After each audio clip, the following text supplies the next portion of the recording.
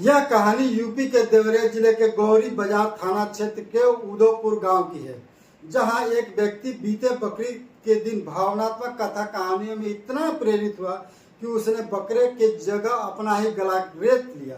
पर इस बार फरिश्तों ने इंसानी गले के आगे बकरे को नहीं रखा और अंतोगत्वा इलाज के दरमियान इस नामक व्यक्ति की जान चली गई। मृतक ने आस्था और भावनाओं में आकर ऐसा कदम उठाया या कुरीतियों के विरुद्ध मैसेज छोड़ गया, कुछ कहा नहीं जा सकता। दरअसल ग्राम उदयपुर निवासी ईस मोहम्मद उम्र करीब 60 वर्ष, पुत्र मोहम्मद बरसाती अंसारी प्रत्येक बकरीद की तरह एक दिन पूर्व शुक्रवार को अम्बेडकर नगर शौछा स्थित सुल्तान सैयद मखदूम अशरफ शाह मजार पर गया था, जहां उसने संभवतः बकरीद की कहानियां सुनी हो। शनिवार को बकरीद पर मस्जिद से सुबह की नमाज अदा करने के बाद करीब 10 बजे घर पहुंचा और पूरे दृढ़ इच्छा से झोपड़ी में अपना गला रेत लिया।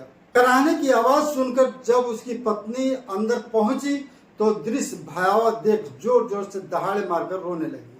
आवाज सुनकर गांव वाले भी दौड़ पड़े। गांव वालों ने देखा कि ईस मोहम्मद अपने गले को बकरा हलाल करने वाले चाकू से काट चुका था, जिसे आनंद फानंद में गोरखपुर मेडिकल कॉलेज तक इलाज के लिए ले जाया गया, पर उसकी मौत हो गई थी। पुलिस ने जांच शुरू किया तो पुलिस को ईस मोहम्मद का लिखा पत्र प्राप्त हुआ, जिसमें लिखा था, इंसान बकरे को अपने बच्चे की तरह पाल पोस कर बड़ा कर कुर्बानी देता है। वह भी जीव है, कुर्बानी करना चाहिए। मैं खुद अपनी कुर्बानी अल्लाह के रसूल के नाम से कर रहा हूँ। मेरी मिट्टी या कब्र घबरा कर मत करना, क्योंकि मेरा कत्ल नहीं किया गया है। सुकून से मिट्टी देना, किसी से डरना नहीं। दरअसल इस्लामिक मान्यता के अनुसार ईद उल अजहा यानी बकरीद पर कुर्बानी की शुरुआत हजरत इब्राहिम के समय से हुई थी, जिन्हें अल्लाह का पहला पैगंबर माना जाता है। मान्यता है कि एक बार फरिश्तों के कहने पर अल्लाह ने उनकी इम्तिहान लेने का निर्णय किया। इसके बाद अल्लाह उनके सपने में जाकर उनसे उनकी सबसे प्यारी चीज को कुर्बान करने के लिए कहा था। ऐसे में हजरत इब्राहिम ने तय किया कि उनका बेटा इस्माइल ही उन्हें सबसे ज्यादा प्रिय है, जो कुछ समय पहले ही जन्म लिया था। इसके बाद हजरत इब्राहिम ने अल्लाह के लिए अपने बेटे को कुर्बान करने की ठान लिया। रास्ते में शैतान ने उन्हें इस बात के लिए मनाने की कोशिश की कि वो अपने प्रिय बेटे का बलि न दे, लेकिन पैगंबर नहीं माने और आंखों पर पट्टी बांध ली ताकि अपने निर्णय से उनके कदम पीछे न हट सके।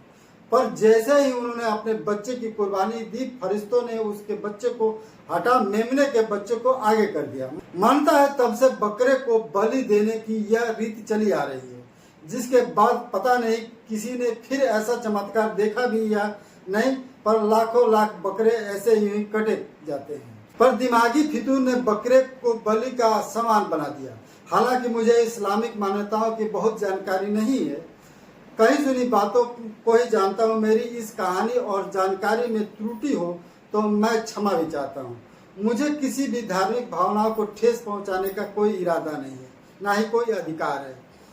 पर जीव हत्या के दूसरी तरफ मेरी भावनाएं जाती हैं।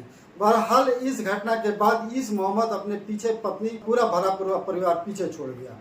कम से कम उनके दिमाग में यह सवाल तो जरूर बन ही रहे होंगे कि आखिर यह चमत्कार यहाँ क्यों नहीं हुआ और ईस के गर्दन के जगह किसी बकरे या मेमने का गर्दन क्यों नहीं आया।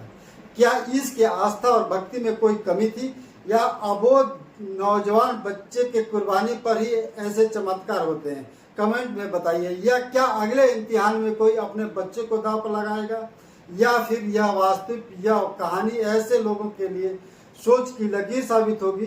कमेंट बॉक्स में आपके जवाब का सदैव इंतजार रहता है। नमस्कार, मैं हूं विकास पांडे और आप देख रहे हैं छोटी खबर बड़ा असर।